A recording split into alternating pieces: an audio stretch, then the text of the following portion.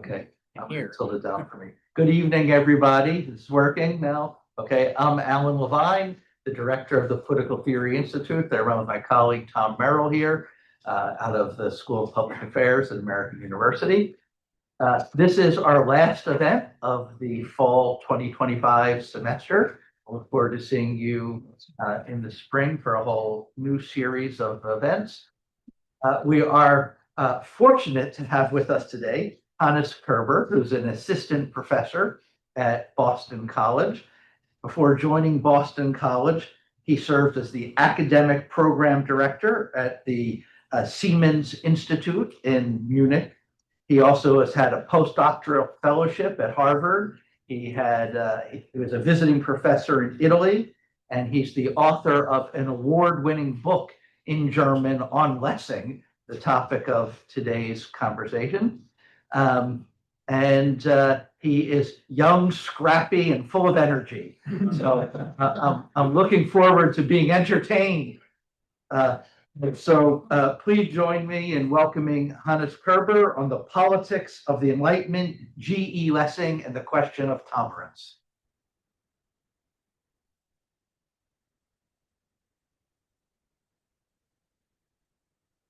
Hello, everybody. I will jump right into it. You can hear me also in the back, right? Yes.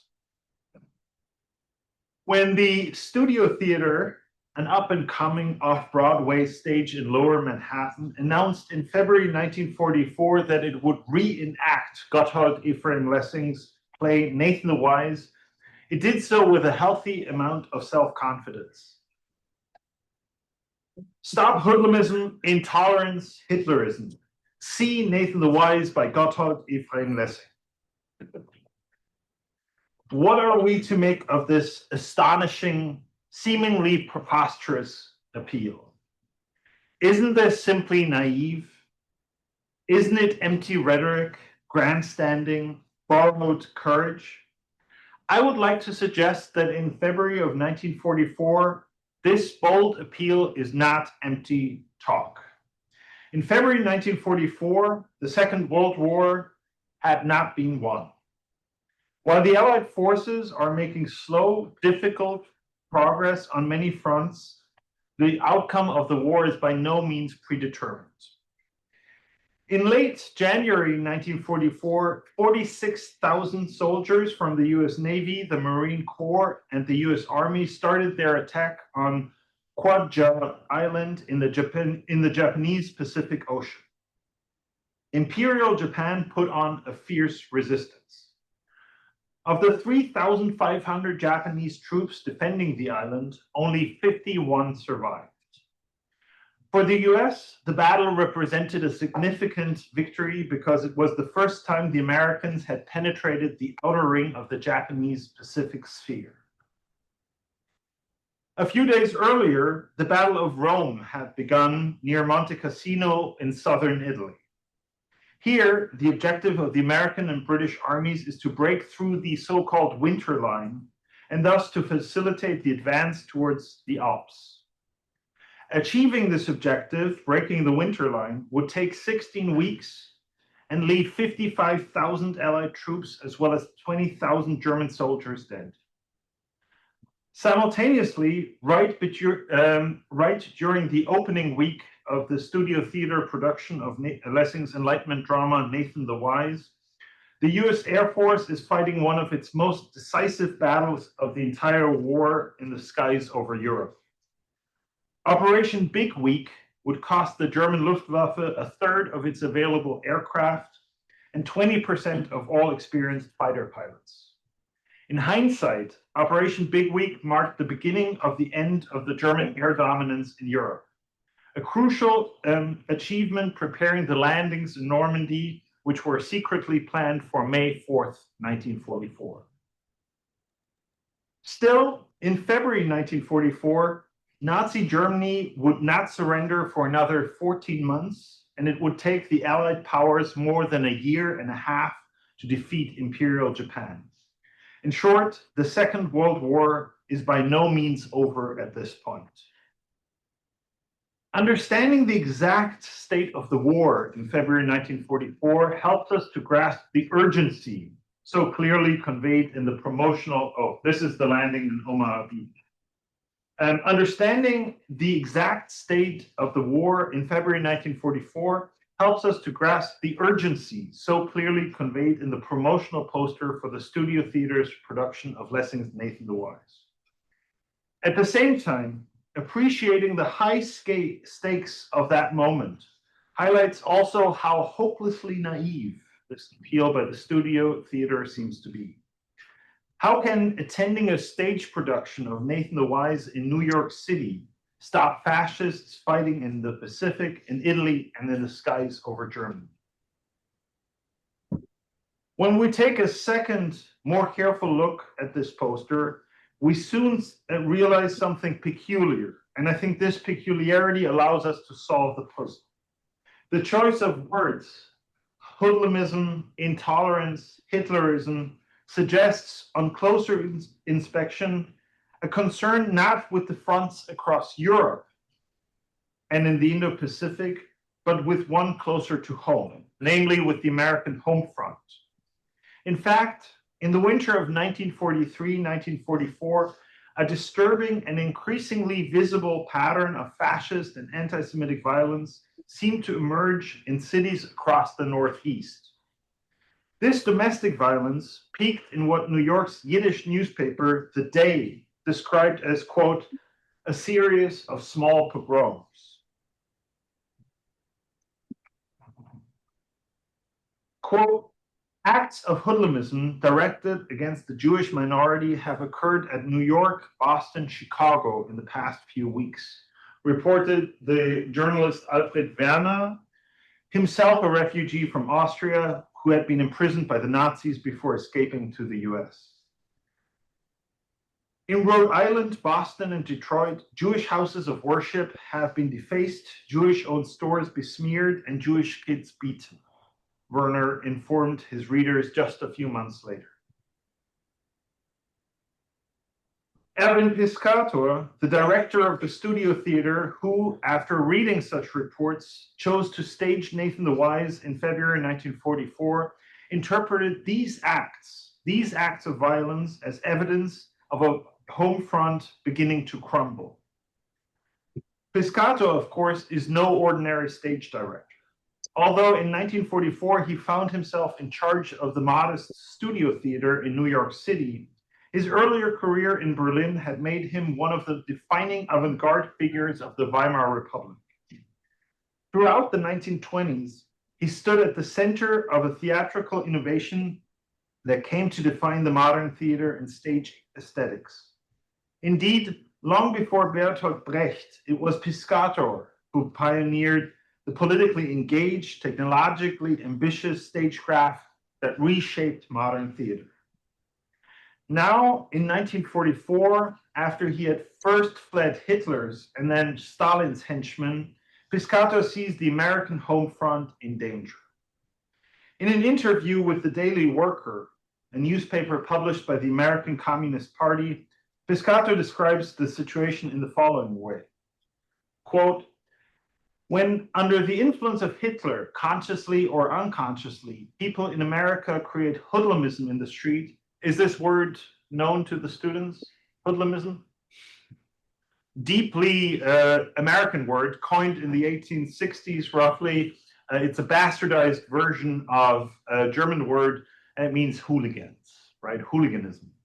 When under the influence of Hitler, consciously or unconsciously, people in America create hoodlumism in the streets, they are fighting against democracy. They're fighting at the back of the army against their own army. I've seen for many months the amazing and close parallel between what went on when I was in Germany, that is in the late 1920s and 1930s, and what is going on now in the United States. I've seen event after event which stirred me and so many others that when requests to revive Nathan the Wise came to us, we decided it was a duty to postpone other plans and to give Nathan the Wise preference on our schedule. It is universal knowledge that hoodlumism is on the increase. It must be stopped. Nathan the Wise can do much to incite the public towards awareness and perhaps towards action, unquote. According to Piscator, Lessing's play, set in Jerusalem in the late 12th century and published in Berlin in 1779, is of crucial importance for New Yorkers in 1944. It can, quote, do much to incite the public towards awareness and perhaps towards action. Here at the American home front, Nathan the Wise can, in 4 words, stop hoodlumism, intolerance, Hitlerism. With these high hopes in mind, or at least with the acute awareness that such high hopes were stirred up by Nathan the Wise in the 1940s, I would now like to turn to Lessing's play and analyze in the next 40-odd minutes its politics, and especially its message of religious and racial toleration. Along the way, I will occasionally return to the studio theater in New York City, because how the Enlightenment is invoked in later politics can, I contend, clarify the politics of the Enlightenment itself. So, assuming that all of you have recently reread the play with Professor Levine, I will not begin at the beginning, but jump immediately to the center of the action. In the 5th scene of the 3rd act, we witness the first encounter between Saladin, the powerful Muslim ruler of Jerusalem, and Nathan, a successful Jewish merchant who has recently returned to his home in the city. From previous scenes, we, the spectators, and they, Nathan and Saladin, know about a glaring asymmetry between the 2 men. While Nathan, the subject, is rich beyond all imaginations, Saladin, the ruler, can hardly make ends meet. The war, the Third Crusade, as well as Saladin's personal expenses have depleted the Sultan's exchequer, whereas Nathan's fantastic wealth has reached new heights after his latest mercantile expedition to Babylon. Let's remind ourselves of the opening exchanges in Saladin's audience chamber. From the very beginning of their conversation, Saladin ensures that Nathan knows who is in charge. Without getting up and without introducing himself, Saladin commands, "Step closer and closer and just right there." With these very specific orders, Saladin makes it clear that here, in the Sultan's dominion, Nathan is not his own master. Here, he literally cannot go and come as he please. The salutation, Jew, does the rest. At the time in which this conversation is set, again around 1192, during a fragile temporary truce in the religious war known to us today as the Third Crusade, the safety and well-being of all non-Muslim residents in Jerusalem is not a matter of course.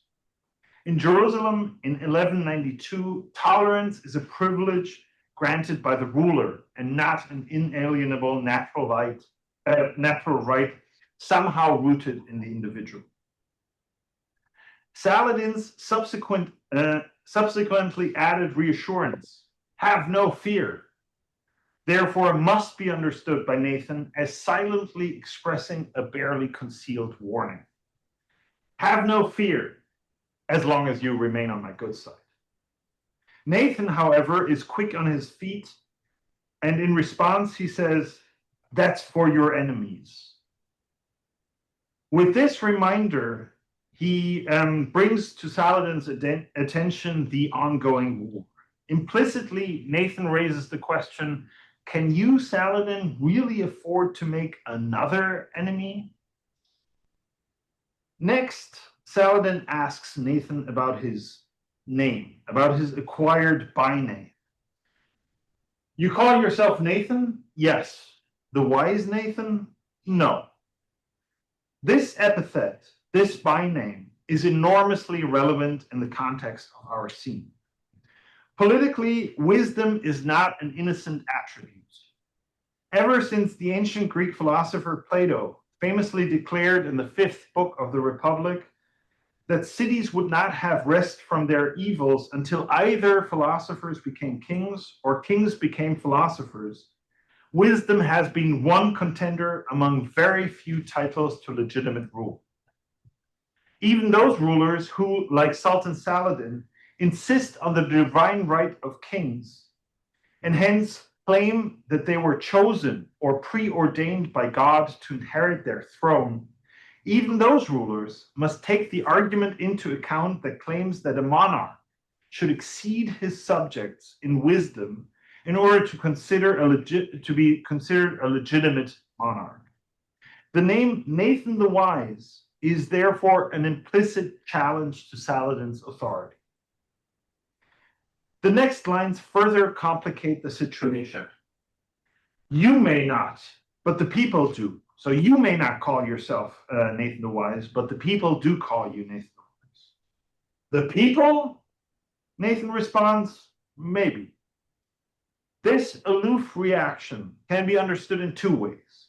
Nathan might either wish to communicate that he does not know, or that he does not care what other people think about him and what the people think about him. It is not unreasonable to assume that Nathan wants to downplay for political reasons the admiration he receives from the people. Saladin, in turn, wants to distinguish himself from Nathan or from the impression Nathan wants to give. You surely don't believe that I'm disdainful of the people's voice. For the longest time, I've wished to get to know the man they call the Wise. This renewed insistence on the attributed wisdom and the appeal to common sense sets Nathan talking. And if they do so in mockery, if to the people wise meant nothing more than prudent, and prudent merely he who's aware of his own advantage, thus Nathan points to an important limitation of his conversation with Saladin. Not all speech is simply speech. People, and not just the people, but all people, occasionally lie or speak ironically. They might not say what they mean, and they might not mean what they say. This is an important qualification for the conversation that follows.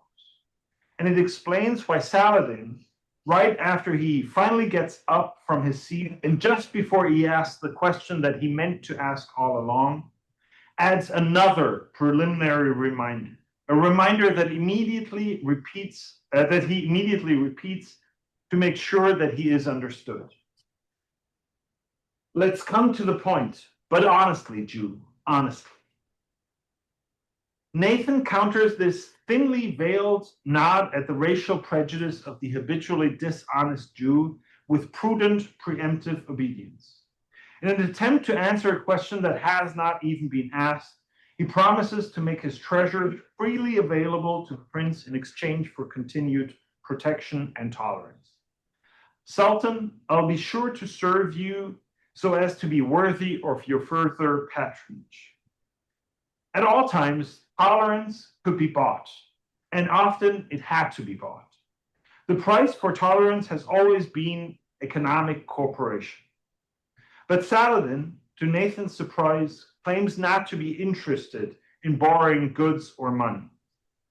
What are you talking about? Surely not about your wares. I hope. I have no business with the merchant. Instead, Saladin asks Nathan to become his teacher. I'm seeking your instruction in quite a different matter. Now, since you're so wise, just tell me at once, what faith, what law is it that seems most plausible to you? A man like you does not stay just where the accident of birth has plunked him down.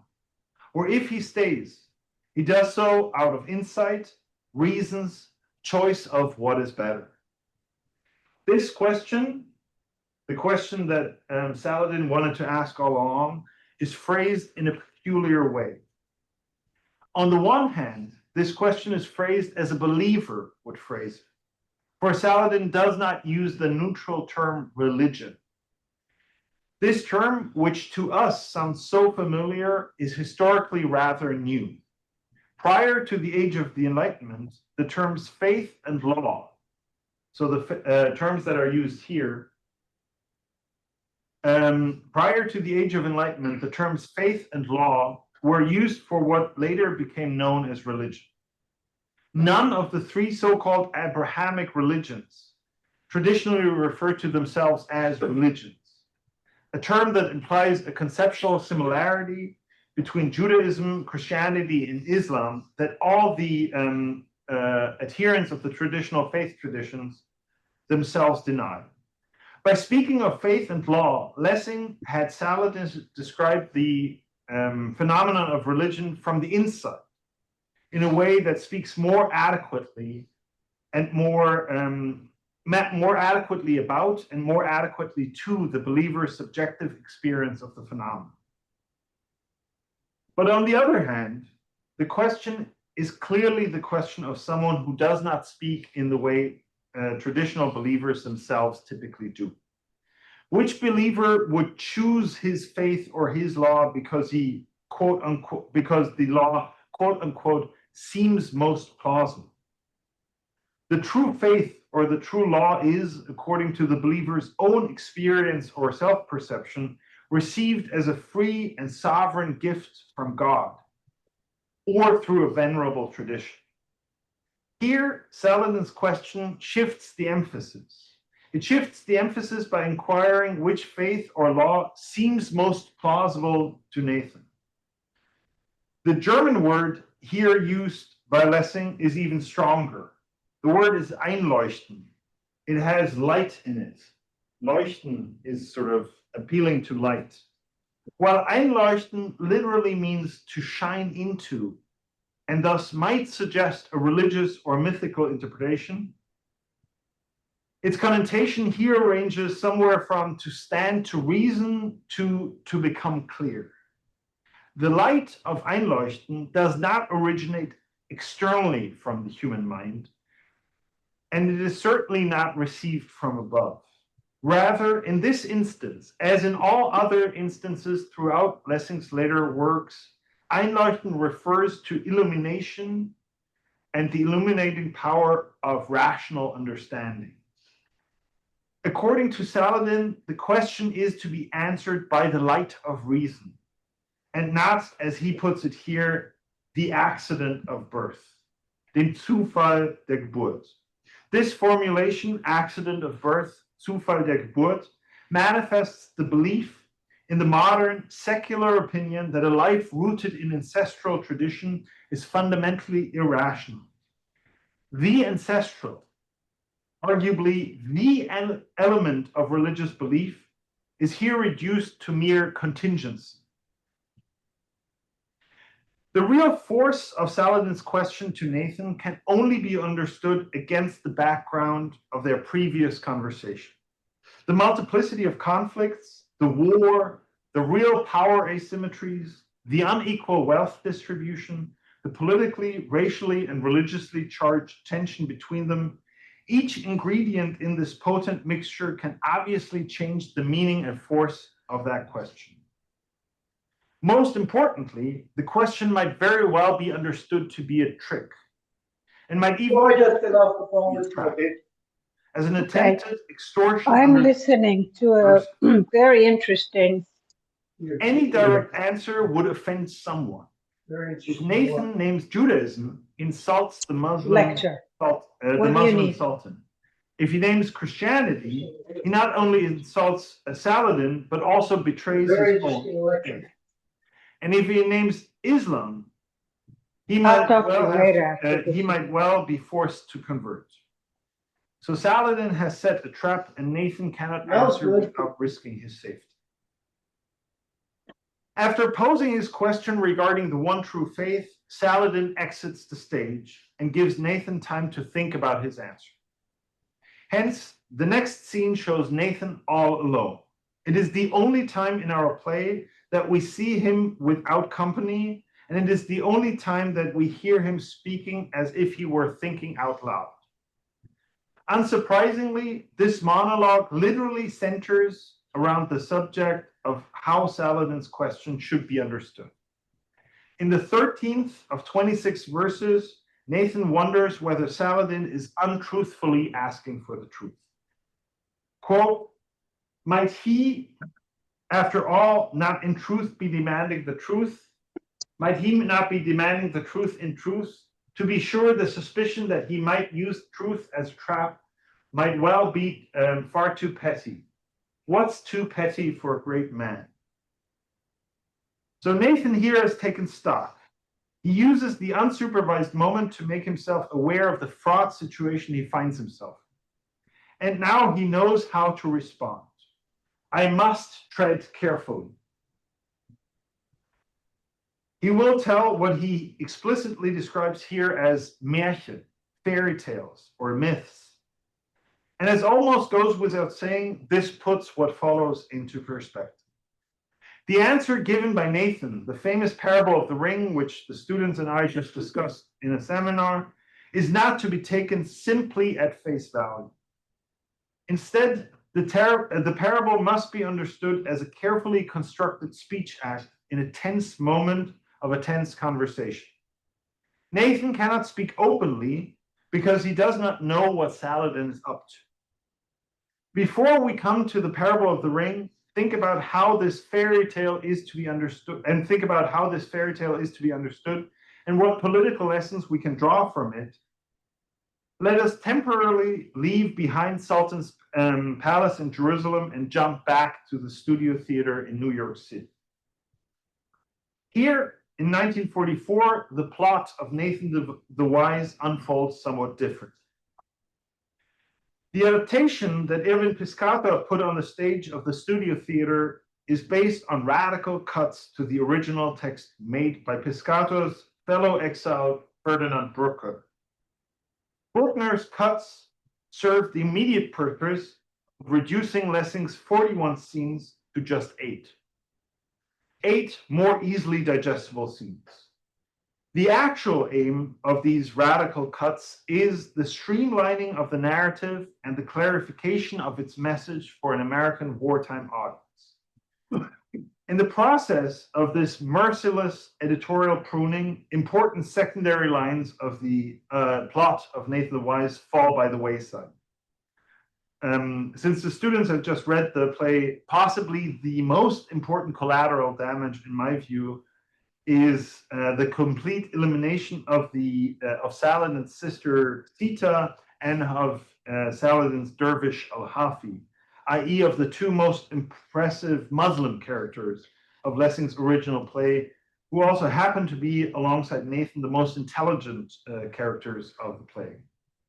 But for our purposes, it is even more glaringly important that almost all metaphoric and non-metaphoric allusions to money and finances were deleted from the 1944 text of Nathan the Wise. As a consequence, the main character, Nathan, does not enter the stage as a wealthy businessman and a potential rival of Sultan Saladin, and instead he's introduced as a concerned father. Analogously, Sultan Saladin, whose rulership was subjected to harsh criticism in Lessing's original text, has here been turned into a model of chivalry and enlightenment, characterized primarily by his, quote, noble spirit and princely generosity, unquote. There's no indication that he is on the brink of bankruptcy. In short, Nathan's Parable of the Ring is set in motion in 1944 by very different efficient causes. The threat of a plausible extortion no longer looms large over the question Saladin poses to Nathan. Similarly, the notion of wisdom has all but disappeared from the text of the 1944 version. Instead, Saladin's question is now clearly motivated by sincere perplexity in the face of a political problem in the narrow sense of the term.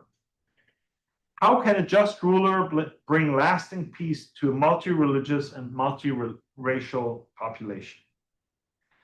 Since the Saladin from 1944 is neither in need of goods nor in need of religious instruction, the translator has to come up with a new justification for why, of all people, the Muslim Saladin chooses the Jew Nathan for his thoughts on the true religion.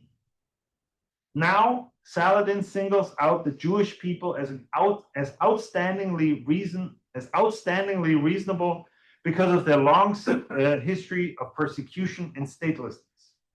Quote, like some fish their shells, he, the Jew, carries his common sense with him. Therein he lives. There is no question that a Jewish brain will not discuss, unquote. In 1944, this declaration, which has no equivalence in Lessing's original text, and which Lessing would not have simply co-signed, I think, undoubtedly had a powerful effect. With that being said, let us quickly hasten back in time and pick up where we left off in the 1779 version of Nathan the Wise. In the original version of the play, the scene in which Nathan tells his parable of the ring is motivated by two scenes absent from the 1944 version.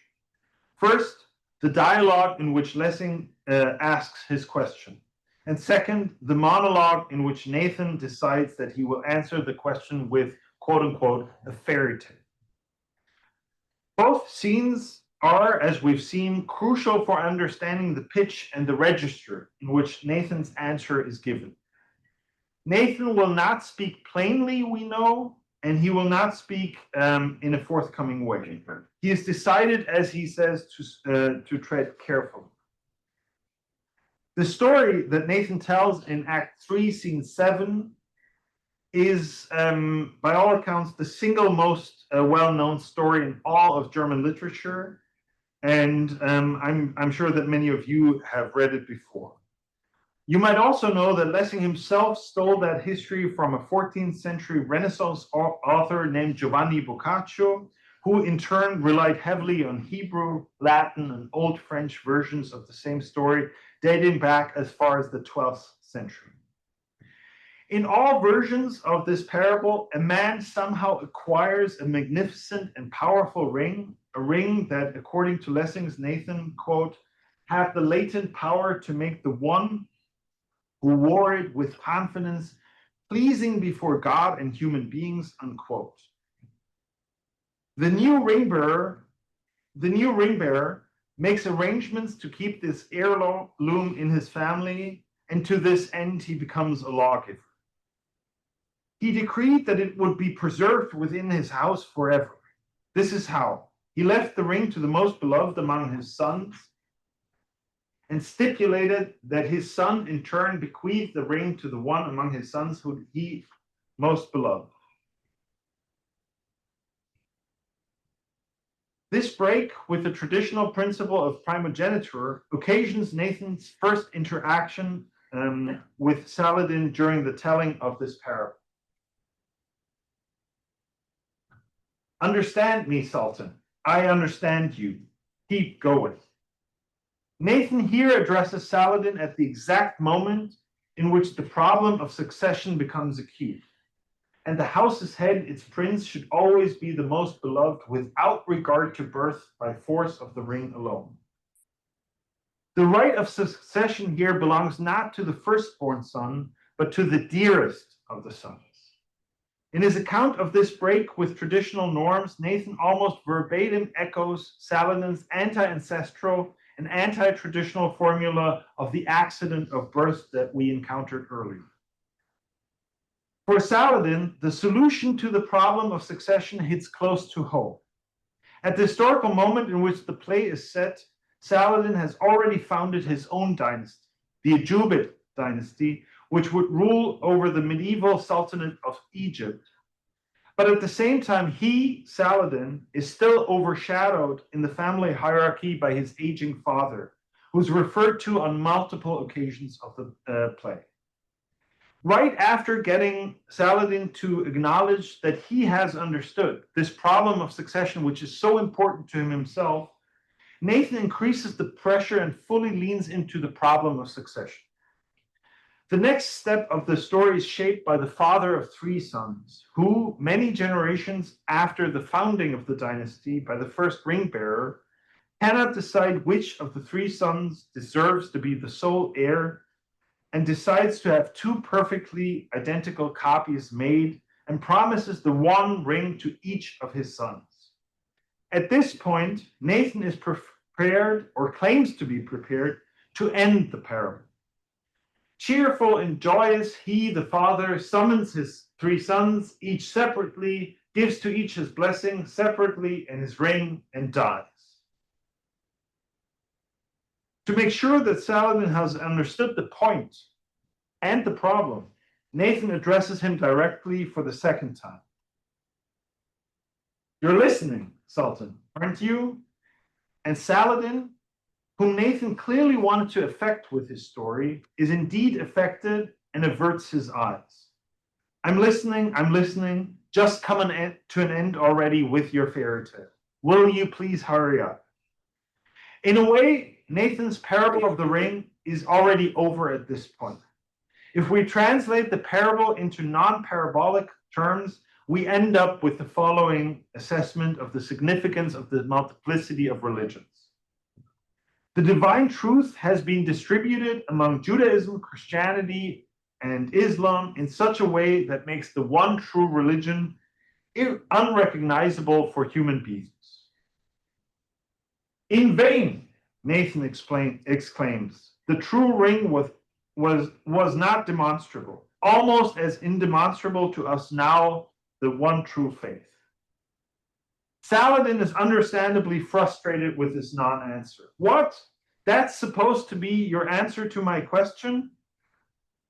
Nathan, however, explains that this non-answer changes, or could change, our rational expectations for the possibility of a certain answer.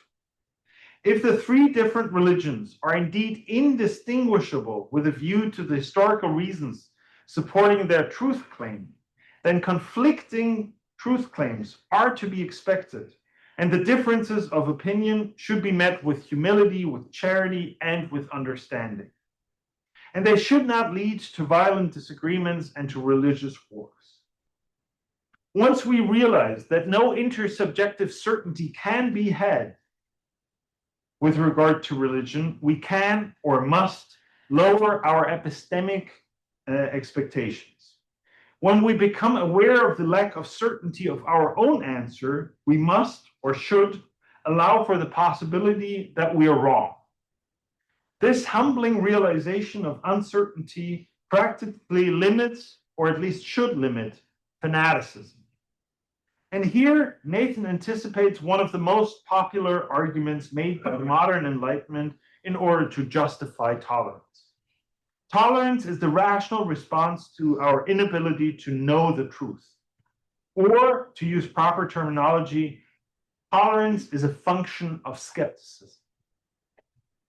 Within his fairy tale, Nathan apparently has saved his own, with his fairy tale, Nathan has apparently saved his own neck. Nathan has explained why he wants to remain a Jew, and at the same time, why he does not expect the Muslim Saladin to convert to Judaism. Nathan's non-answer, in a way, answers the question. And Nathan has dodged the danger of Saladin's trick question and escaped the trap. The lowering of epistemic certainty that can be expected has led to the privatization of the respective truth claims. In short, you do you and I'll do me. Interestingly, however, this is not the point where Nathan's parable of the ring ends. While all earlier versions of the same story, including the most famous one by Giovanni Boccaccio, ends with the conclusion that the claims of the adherents of each religion has to remain unresolved, Lessing's Nathan goes further. In a continuation that is unique to Lessing, and unique to Lessing's version of the parable, Nathan discusses the fictional legal battle that erupts among the three brothers after they discover that each of them has inherited the identical copy of their father's ring. The very fact that the brothers take each other to court indicates a problem, I think. The alleged unprovability of the one true ring obviously does not end the fraternal strife. Clearly, the solution provided up to this point of the parable of the ring is insufficient and leaves much to be desired. Tolerance does not come quite as cheap. According to Lessing, skepticism is not enough. Saladin, whose worries and interests as a ruler and as a head of the dynasty Nathan has skillfully utilized up to this point and from the beginning of the parable, is now most interested in the response of the story's sole remaining figure of authority. Quote, "And now the judge. What are you letting the judge say?" Unquote. Nathan's judge affirms the objective unprovability of the one true ring and threatens to dismiss the three brothers from his court. Instead of a definitive verdict or decision, he offers a tentative piece of advice. This is a longer quote, but we'll go through it. "If you don't want my counsel in lieu of the verdict, just go. My counsel, though, is this. You take the matter altogether as it stands. Each of you has his ring from his father, so let each believe that his ring is for sure the real one. Let each one emulate his uncorrupted, prejudice-free love. Let each among you strive in competition to bring to the light of day the power of the stone in his ring." This advice articulates the basis. It goes on a little bit. "Let this power come with his help, with the help of meekness, heartfelt affability, beneficence, inmost devotion to God. And when the power of the stones manifest themselves among the children of your children's children, I summon them in 1,000 years before this bench again. Then will a wiser man than I be sitting on this bench and adjudicate it. Go." Thus spoke the modest judge. The advice articulates the basis of Lessing's, or more precisely, Nathan's politics of toleration. At the heart, this is a politics of temporal suspense. The question of the one true religion is not thrown out, but it is put on hold for no less than, quote, 1,000 years.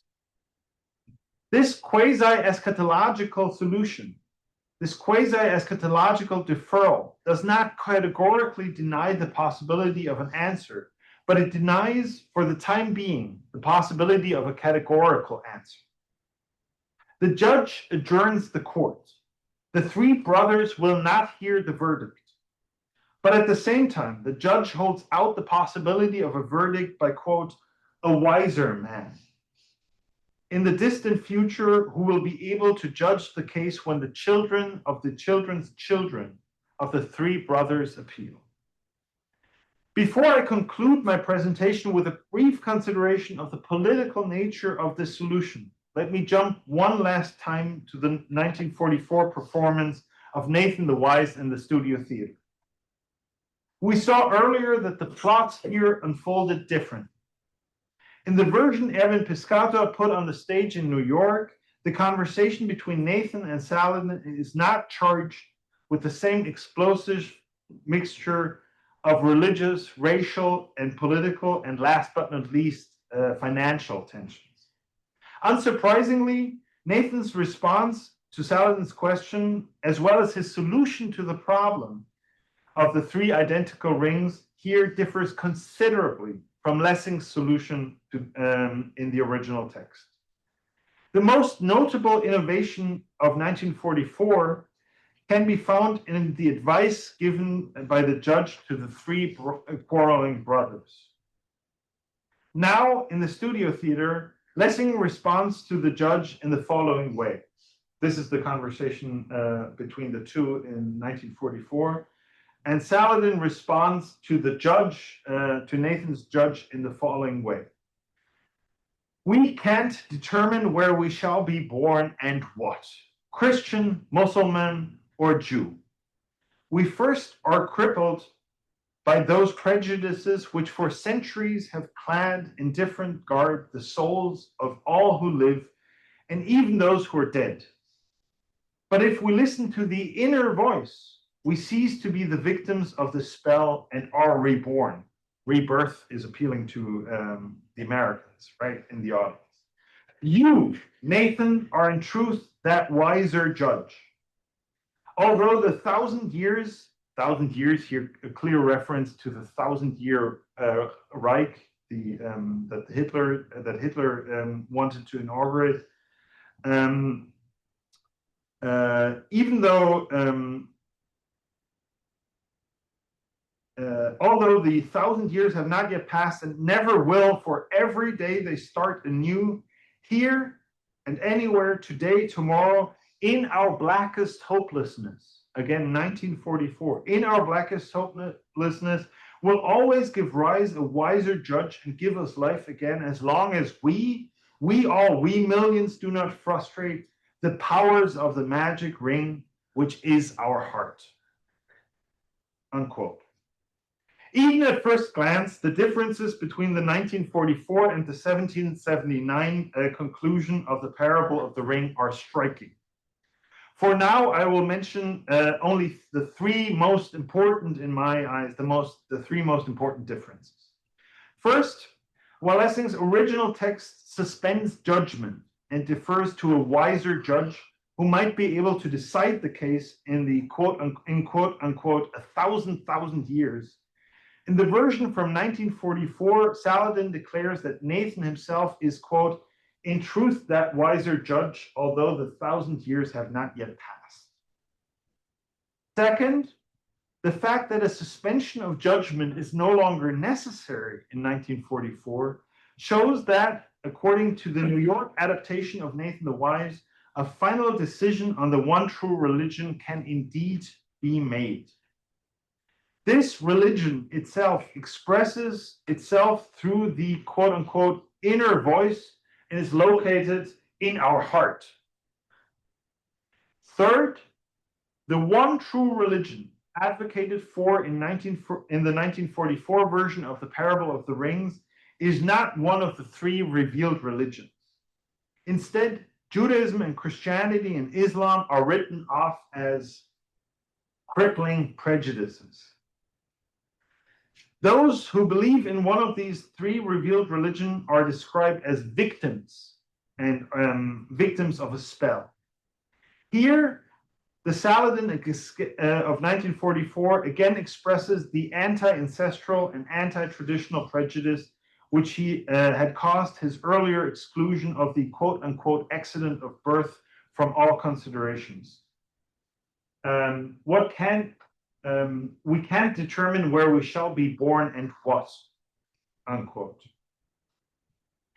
Against this backdrop, these three differences, the unique and peculiar character of Lessing's original version of the Parable of the Rings comes into sharp relief. Unlike Saladin in 1944, Lessing himself, or more precisely, Lessing's judge, does not advocate a version of the natural religion doctrine. That is, a universal, innate, and rational religious conviction that can be discovered through the inner voice of our heart. Instead, the judge of the original version suggests that the three existing revealed religions should be preserved. Quote, you take the matter altogether as it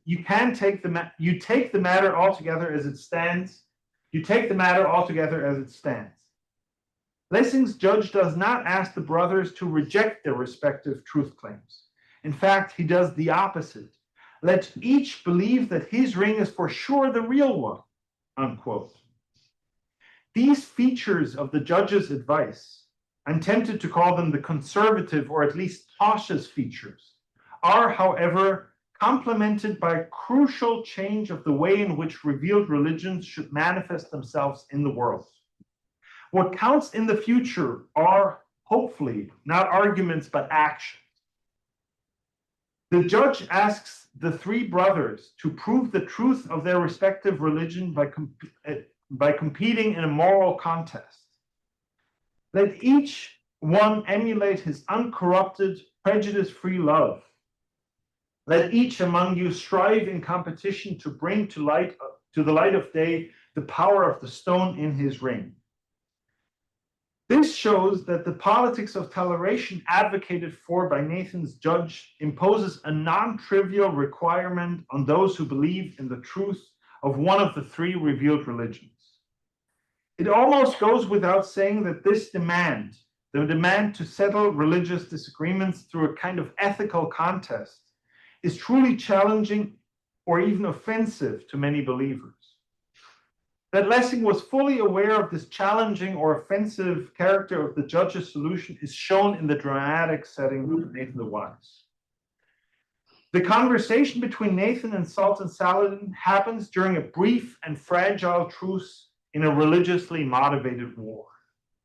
This situation is, as we saw, dramatically reflected in the conversation between Nathan and Saladin in various ways. This dramatic awareness of the context, the constant references to the politically, racially, and religiously charged atmosphere of the situation helps to explain why the thoughtful tolerance propagated by Lessing's Nathan the Wise is not simply an expression of overly optimistic or overly naive Enlightenment idealism.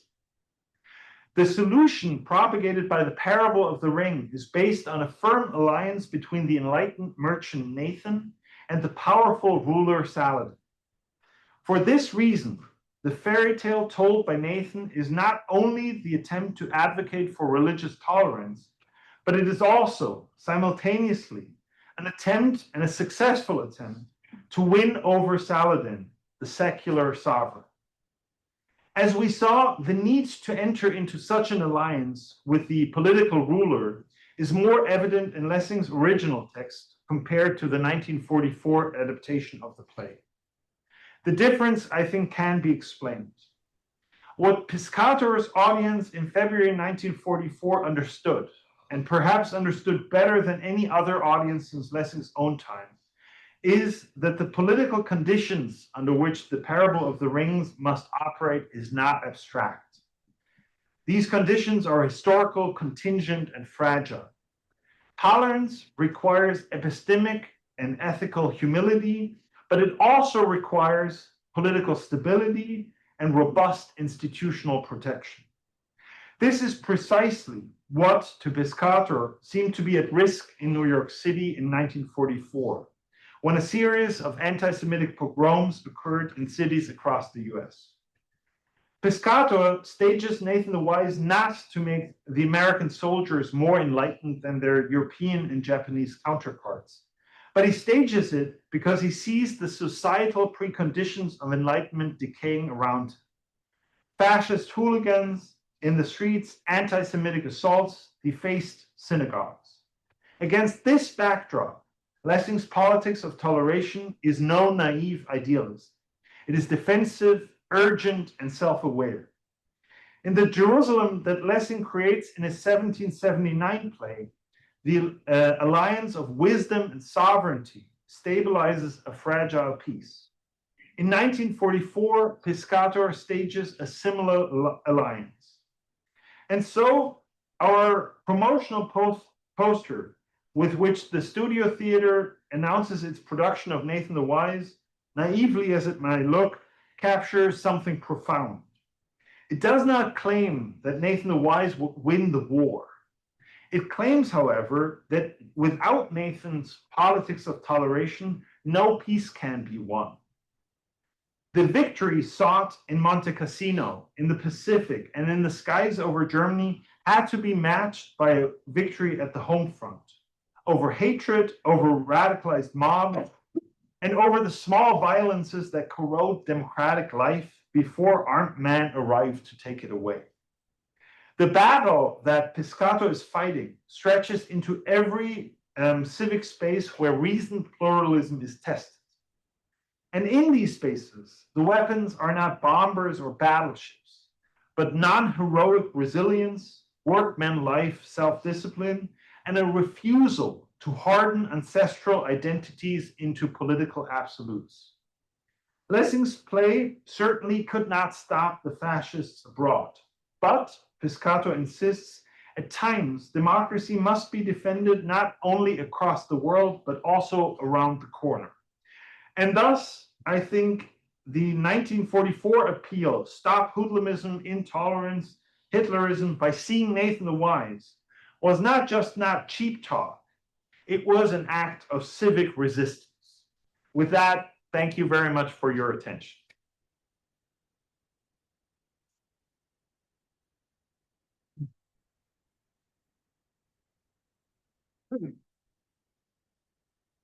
Okay, thank you. It is our custom to allow students to ask the first questions. So let's see what is coming from the inner voices in your hearts. Hi. Hi. So I have not read this play. I'm a student. I don't hold that against you. Great, thanks. So I wanted to clarify a little bit Yes. because it sounds like, at least my understanding, was that the original version of this play had the ending where Nathan kind of talks about how each of there's no way of knowing. The judge doesn't know who the right ring is, so we have to wait 1,000 years. But the studio play says that the time to make that judgment is now. Yes. There is a correct answer, Yes. which to me does not sound like tolerance. That sounds like there is in fact a correct option. It's not an equal playing field of the three. So if you could clarify. I don't need to clarify. You've gotten the point. So I do think in the 1944 version, what falls by the wayside is essentially tolerance, and the idea that you need to tolerate the other. In the 1944 version, the fact that they are coming together in that way, that every adherent of the different faith tradition has to see through his own faith tradition as a crippling prejudice in order to reach the point that Saladin wants them, or the judge wants them to reach, shows that they are all in agreement.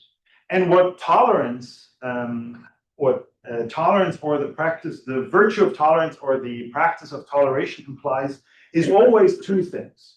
On the one hand, it is rejecting the view of the other, or the identity of the other, right? So if I say that I really tolerate Alan's view of Nietzsche, that means I'm rejecting Alan's view of teaching, but I think it would be inappropriate to reject it outright, so I have to accept it. So tolerance always implies that on the one hand, you're rejecting something, and on the other hand, you have to accept it. So these two movements have to be made, and you're entirely right. The fact that they are all in agreement at the end of the 1944 version of the Parable of the Rings suggests there's no tolerance. It is a kind of civic virtue that Piscator wants to engender. But maybe you want to follow up. So the goal is to actually reject tolerance. Like tolerance is a bad thing. Yes and no. The question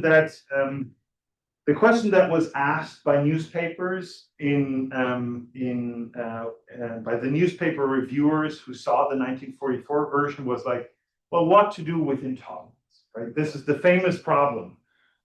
Really going back to Plato. Plato's rejection of democracy in the Republic is a version of the problem of intolerance. What do you do with intolerance? Should you tolerate it? That just means that intolerance will always overpower tolerance. When this play came out, one of the critics said, "Well, does this mean we should tolerate the Nazis?" No, of course not. Right? This is really a misunderstanding of the 1944 play, but it is a question that you can ask about the 1779 version.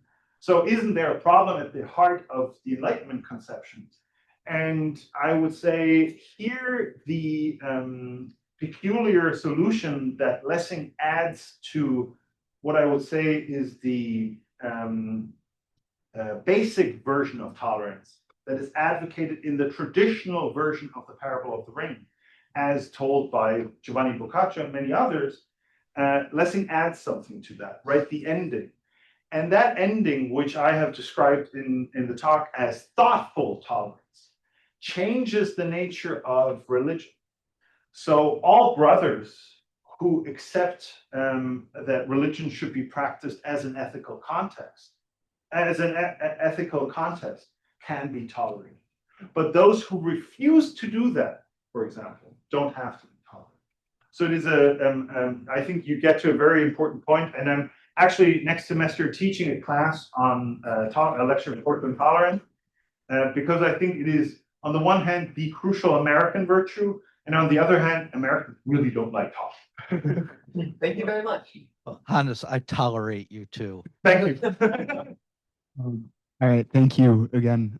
So I certainly take Piscator's political context, and I take the benefit of what he's doing with Nathan the Wise. But Yeah. it strikes me that you maybe isolate what he does with the ending from what he does with the premise, which is take Nathan from being, a mogul under existential pressure to the wise Jew invited in by the Saladin, the Sultan, who was so happy to receive his counsel. So I wonder if this isn't just Nathan the Wise with an ending redirected from tolerance to sort of utopian coexistence, but rather a greater bastardization than you admit of Nathan the Wise into sort of almost a philo-Semitic caricature. Look, thank you for your kind suggestion. I have spent many nights and days with this play. I've just completed a draft translation, and I have taught it, and I've loved this play since I was 16. And it pains me greatly if anyone translates it and in the course of the translation trims down 41 scenes to 8. But on the other hand, I do think that it brings out something. And Piscator in 1944 uses this play for a specific purpose. He uses this play to bolster morale at the home front in a moment when the American home front to him seemed to be crumbling in a really significant way. And again, I mean, this is something that I wanted to stress at the beginning of the play. We think of the spring of 1944 as the end of the Second World War. This is not what it looked like at the time. And Piscator in 1951 had to leave, for a third time, had to leave the country of his residency at the time. He had to leave the United States because McCarthy was after him. Probably for good reasons. Evan Piscator is a communist. Right? So sometimes McCarthy was onto something. But at any rate, he was denied citizenship and was invited for an interview with McCarthy, and he really didn't want to. So he went back to Germany, West Germany, and the first play that he staged on his own account was Nathan the Wise in 1952 in Marburg. Marburg is the center of anti-Semitism in Germany. It's really sort of, this is the Washington, D.C. of Nazi anti-Semitism. I don't, well, strike that. It is sort of the heartland of Nazi anti-Semitism. And what he does is he stages probably one of the most interesting productions of Nathan the Wise that cuts down the play. You have to cut it down. I mean, let's be fair, very few people can sit through the 3.5 hours it takes to see the entire play. The first time it was put on stage in a serious way was a production by Friedrich Schiller, who also really disliked all the financial metaphors and cut them out. And in 1952, Piscator stages this play again with a political agenda, but a very different agenda. This time he wants to confront the Germans with what they do not want to be confronted with the Holocaust. And he rereads the play in a very interesting way. And the reason why I'm interested in Piscator is that he is someone who takes the play seriously, adapts it to his own purposes, to be clear, and you're also right, he bastardizes the play in this while doing that. but he makes very interesting use of it, and I think it is a use that tells us quite a bit about the original politics of toleration that Lessing is engaged in. And it shows us something of the much more thoughtful version that Lessing develops compared to many other thinkers. So I think Lessing's political message is in some ways more subtle, more robust than what someone like Locke develops. And just as an example. Next question. Yes, hi.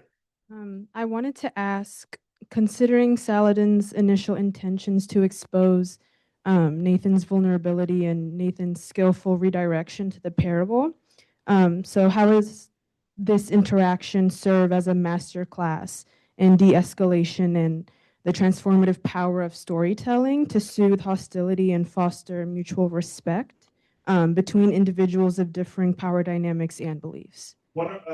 Wonderful question. I think that's very much what it does. And what you point to is, I think, one of the most important aspects that I wanted to bring home in my lecture is that this story is not just an argument, right? It is not just an argument that is supposed to justify tolerance by making us see how historically contingent religious truth claims are. It is also an attempt to convince, befriend, if you will, make a contract with the political sovereign. Where I would sort of like to put a little edge on what you've articulated so beautifully, the transformative power of storytelling.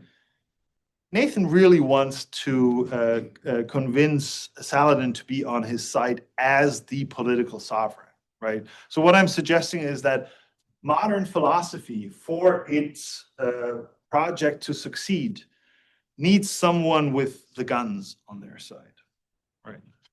Here. Yes, hi. Unfortunately, I have not yet read the play, but this is answering that. Thank you. But from the baseline understanding I have from hearing you speak, it seems that a critical part of the beginning of the story is that the ruler is open to feedback and conversation. And if we are in an era politically where there's more rejection of expertise and feedback and being willing to engage in this conversation, how does this change your view of hope for, does this need to stem from the top in leadership like we're seeing here, or is it possible without that being cultivated from expertise? I mean, yes and no. So I mean, one sort of little asterisk on the question of whether Nathan is part of the elite. He's part of a minority, right? So he isn't simply part of the expert class in this respect, but he also does something which many of our experts today do not do. He talks to rulers in a way that appeals, that tickles their interest. So he talks to Nathan. Nathan talks to Saladin about the problem of succession, which is at the forefront of Saladin's mind. Right? He is the founder of a dynasty who's not in charge of his own family, to put it very bluntly. Right? He talks to someone in need of money. He really thinks about this. And am I correctly assuming that you're a political science major? Yes. So political scientists also want to think about how they can talk to the regime, to the political elites of the regime in which they live. And I think that's absolutely important. And in our day and age, there's so much grandstanding, right? So many political scientists and experts of different kinds are, and politicians for that matter, don't talk to each other, but talk to their own base through social media channels or the media. I mean, it seems like the most important job for congressmen, according to their own view of the matter, is to become pundits on their respective partisan networks, and that's silly. That's not real dialogue. And I think something we can learn from 18th century thinkers is the importance of the public sphere and public spaces. And in the 18th century, the public sphere emerged in very peculiar, very concrete loci, places. It emerged in the coffee house, where all of a sudden people of different confessions, of different classes were able to interact. It emerged in newspapers that everybody read, journals that everybody read. It emerged in billiard, over card games and things like that. And there is a spatial dimension to that. I think we talk so much about the public sphere today as something that happens in the digital sphere. There's a spatial aspect to the real confrontation of someone with different views. And there's also a practical aspect to what we can learn from the emergence of the public sphere in the 18th century, that we have to be engaged in something that might not necessarily be political discussion, simply political discussion. There are all these famous books about social capital in the last 25 years.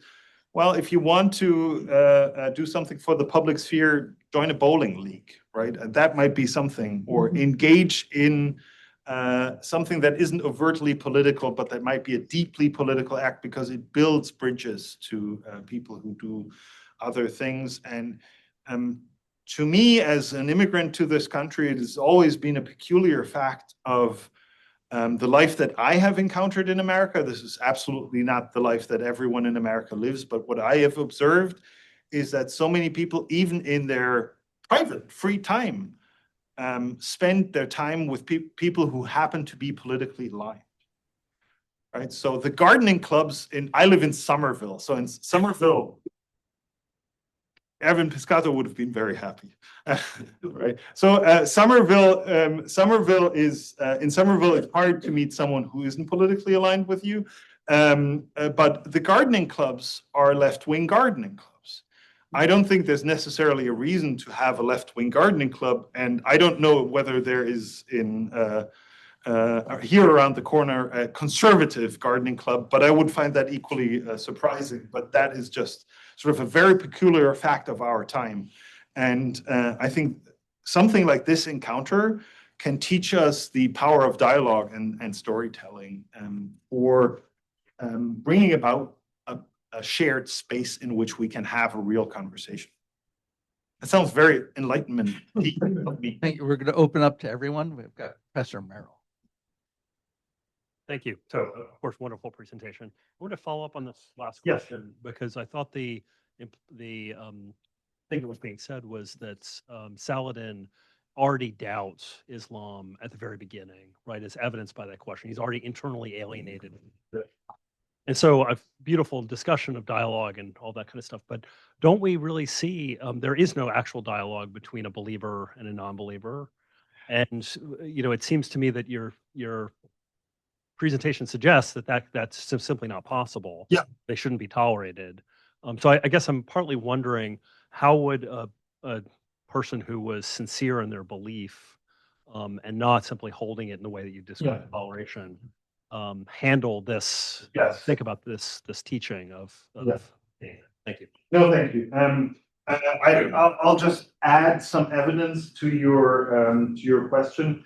At the end of Nathan the Wise ends, the final scene of the play is an embrace of Saladin, the Christian Templar, who turns out to be Saladin's long lost, the son of Saladin's brother, Saladin's sister, and the adopted daughter of Nathan. So they embrace on the stage, and sort of this is when the lights go out, according to Lessing, right? And this embrace is supposed to probably, in some ways, symbolize the tolerance, right? This wonderful Enlightenment solution to the conflict. Everyone's happy. Everyone is in an embrace. Someone is not part of that embrace. That's Nathan the Wise. He's also not part of the family structure of that last. That I think shows some of the doubts that Lessing might have about the ultimate value of the political solution that Nathan proposes. And who is also not part of this embrace are all the religious extremist characters of the play. So there's a patriarch who wants to burn all the Jews, says 3 times, "I'll burn the Jew, burn the Jew, burn the Jew," and also there's a Christian believer who's another Christian believer who is very faithful and also cannot be included in this tolerance. So there are clearly real limits to tolerance when it comes to certain believers according to the logic of this play. But let me sort of say something abstractly about this. I do believe that tolerance can only be practiced when you draw a very clear line to the things you cannot tolerate. This is an act of power that can be very problematic. So when the powerful, like Saladin, decide this is the circle of the people I include in my toleration, and that group of people is excluded, that can be problematic. On the other hand, there are some preconditions to societal life that the question of toleration brings out. I wouldn't say that this is simply a problem for sincere believers. So all faith traditions that we have talked about tonight have developed theological justifications for toleration. Islam has done that in the most impressive, in the deepest historical way. There's a very long tradition of tolerating other faith traditions in the Muslim world. But especially in the 20th century, all Christian confessions, as far as I can tell, have developed and accepted the multiplicity of religions and religious freedom on theological grounds. But this intellectual work of justification is something that believers need to undergo in order to be accepted in liberal democratic discourse. And I would say, if I just put my cards on the table, I would say that there are 3 preconditions that the believer has to accept in order to be accepted in the liberal democratic consensus and as a partner in this dialogue. That's the primacy of science. Violence resides with the state, and the existence of other religions. These are non-trivial preconditions for the participation in liberal discourse that I think liberalism demands from religious believers. The justification of each precondition can be better or worse depending on the flavor of liberalism that you prefer. But I think every version of liberalism has to make these demands. And believers who don't buy into one of these preconditions will not be accepted and will at some point by the liberal democratic society the police will be sent after them. And that's why you also need the Sultan on your side, right? You need the people with guns. Professor Jackson. I enjoy this. Thank you. I want to pull on one of the threads of the myth and see what you think about it. So the original ring was magic, right? And had an effect, one would assume, on the wearer and on the world, whereas the 2 copy rings are man-made. Now, when the three sons take possession of these rings, at least two of them can't tell that they have a man-made copy of the ring. Now, so I ask you, is that because all three rings are equally magical? Is that because none of the rings are magical? Are all of these religions equally man-made? And so it doesn't matter which of these fantastical and ultimately not magical things you wear?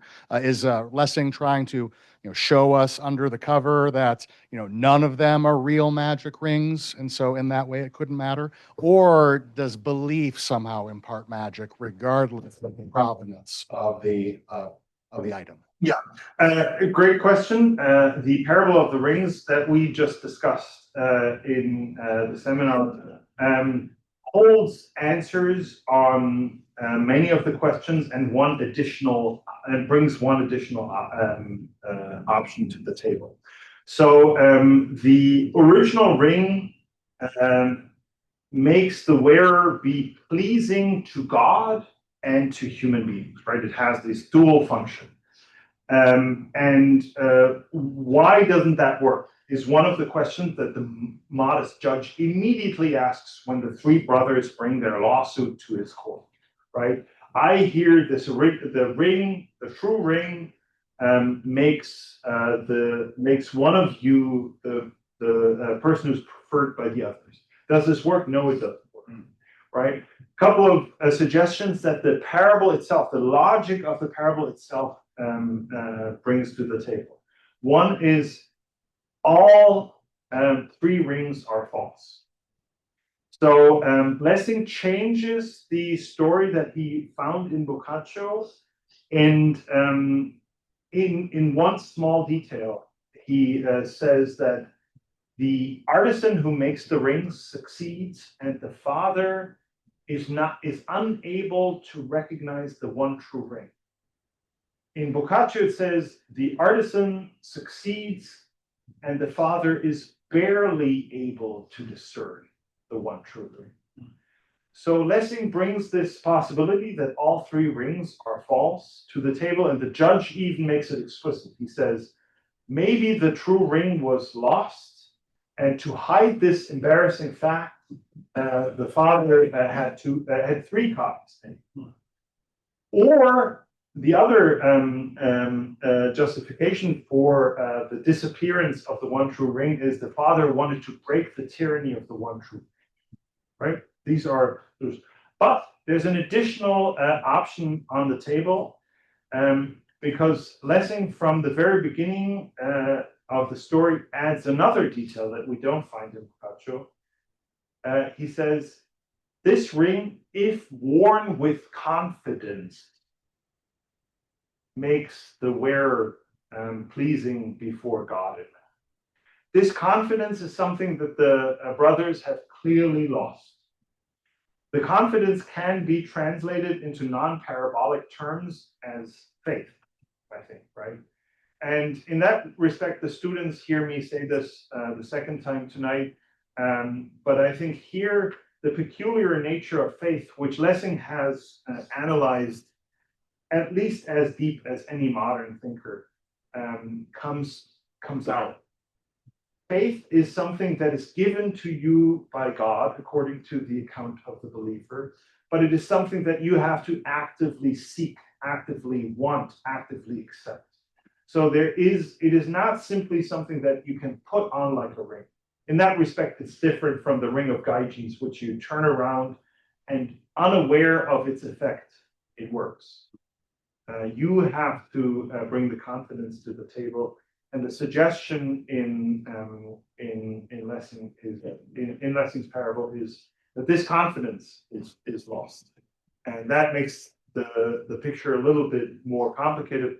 And this was an act of dodging a question by making it more interesting. Hi there. Hi. I was wondering, if you were given the opportunity to direct a version of this show in this country, in this modern day and age. Please remember that I'm on an H-1B. Of course, of course. No cameras in here, except the Zoom. What would you emphasize and what would you minimize to meet the current political moment? Oof. I'm drawing a bit of a blank. I haven't thought about my own production decisions on the next staging of Nathan the Wise. What I would bring out, I think, is something that I'm trying to bring out whenever I teach 17th and 18th century thinkers, is we are in a very deep way an Enlightenment culture. We are shaped by the Enlightenment in ways that are so deep that it's hard to recognize them for us sometimes. I'll give you the most controversial example that I can think of. The debate about abortion in modern America is one that works exclusively within liberal premises. We have, on the one hand, a group that advocates for the right to choice. And on the other hand, we have a camp that advocates for the right to life. And in both cases, we have right claims. So both cases, I would say, are deeply liberal. And something that I would try to bring out in staging Nathan the Wise is that this is a play that really speaks to the current moment. And that's why I'm also open to all bastardizations of the play that help to make it contemporary. Theater is a fascinating art form because you can't treat it as something that you can hang in a museum. Theater is something that you need to stage and restage. You need to rewrite that artwork every time you show it publicly. And that's something that I like. How to do that, I'm not sure. I mean, right now, the question of anti-Semitism is one that is very much on my mind, both on the left and on the right. And I think that would be a good way to start. I would also, I think, bring out something that Piscator does very well in the version that he stages in 1944, bring out the background issue of Nathan the Wise. In the original play, the question of war is not really all that present. It's in the background. It's lurking in the present every time it's peeking up. I would bring that out very much because I grew up in Munich, and that's 3 hours from Kyiv,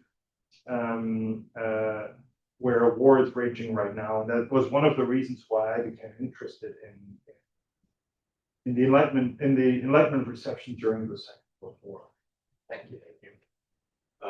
Two questions, if I may. Thank you. You answer the one you consider more fruitful or more important. All right. One is tolerance is required because there are the particular religions. What is the necessity of particularity of religion?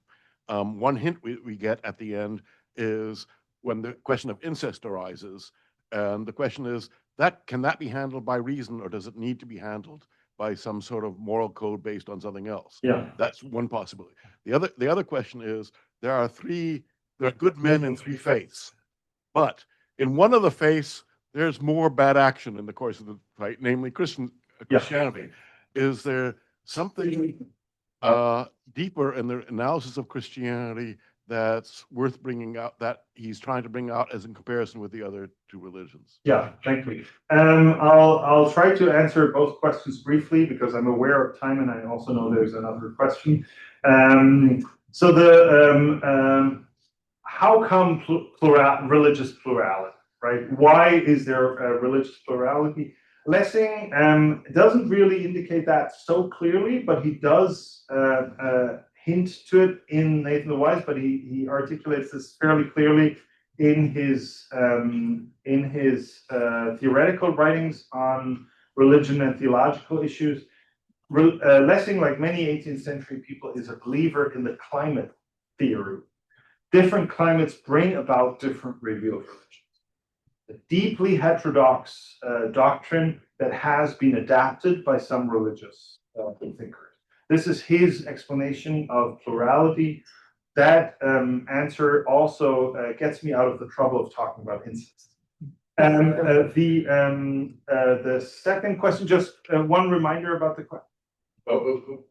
Why there are bad Christian Oh, so this this play is an insult to its Christian audience. There's no really good Christian on the stage, meaning there's no no individual figure character who is at the same time a good Christian and a good man, with one possible exception where the Christianity is also a little bit doubtful. The two worst characters in the play are Christians. What's the explanation for that? I would offer a very simple explanation. The audience, the intended audience of this play are Christians. So if you want to change people's minds, you have to insult them a little bit and show them that they're ignorant and have to learn something. Lessing, if he had written this for a primarily a Muslim audience or a primarily Jewish audience, would have written a different thing. We have two more questions. Wonderful. Excellent. I want to ask you if Piscator, I hadn't heard of him before or this production, but I want to ask you if he was a teacher of evil. Piscator? Yeah, sure. It seems to me in 1944, so there's a great anti-communist text, which is Friedrich's Attack on the album by the Weavers, this album of anti-war songs put out during the Molotov-Ribbentrop Pact, which I would recommend to all of you who want to understand some of the political context of the World War II period. In 44, the communists everywhere, it had a common enemy with the liberals and the Democrats. But one part of the story is the communists everywhere were preparing for victory over Hitlerism in a way that the liberals and the Democrats were not.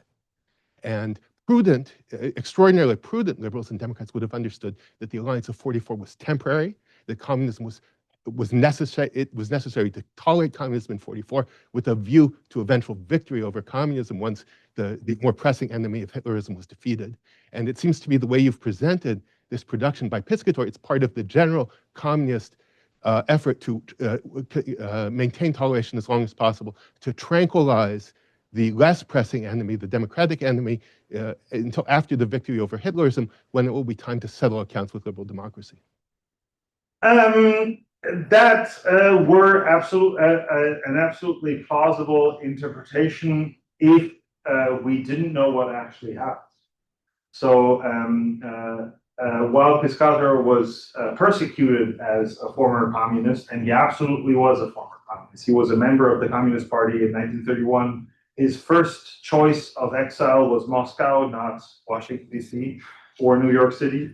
And then he happened to be in Paris when Stalin started his show trials, and someone sent him a cable that still exists that said, "Don't come back," and he didn't. But I think Piscator's views evolved. In 1944, we don't know this, right? We don't know because you're absolutely right. At the time, some of the enemies of liberal democracy were indistinguishable from some of the friends of liberal democracy.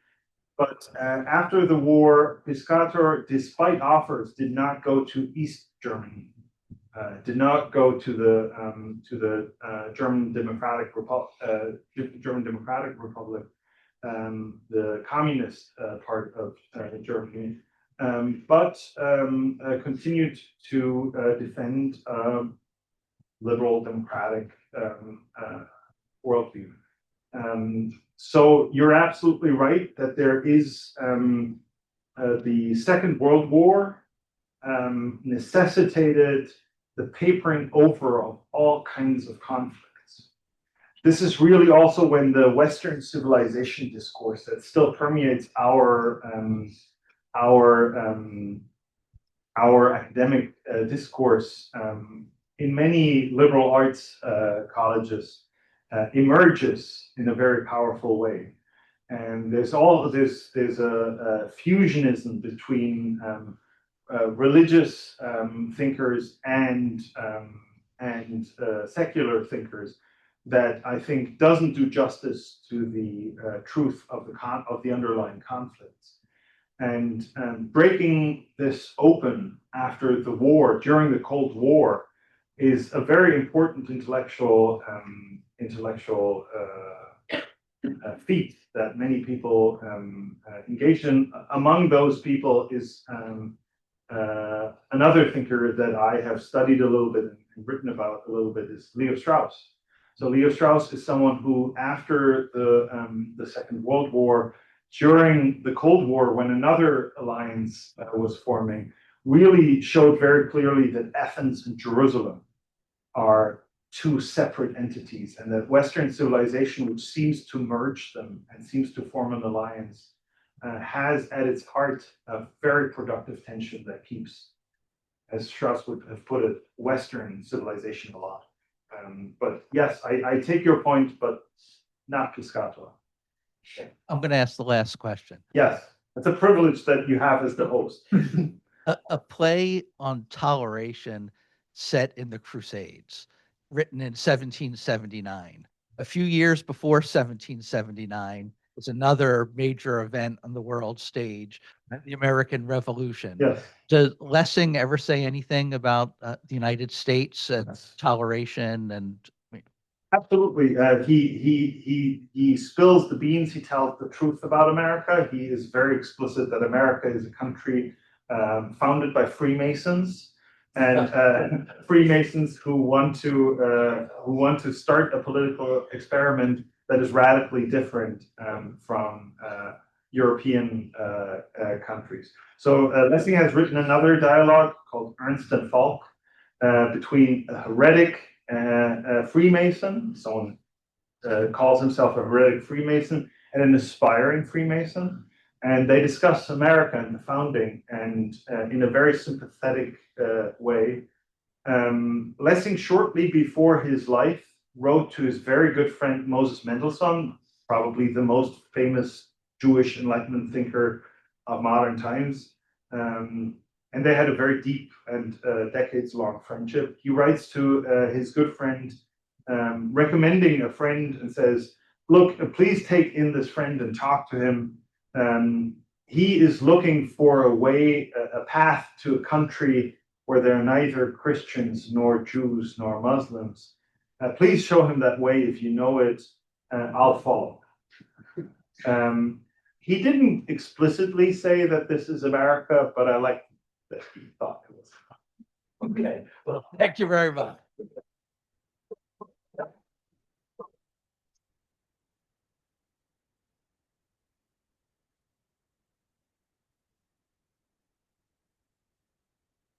Hi. Great to meet you.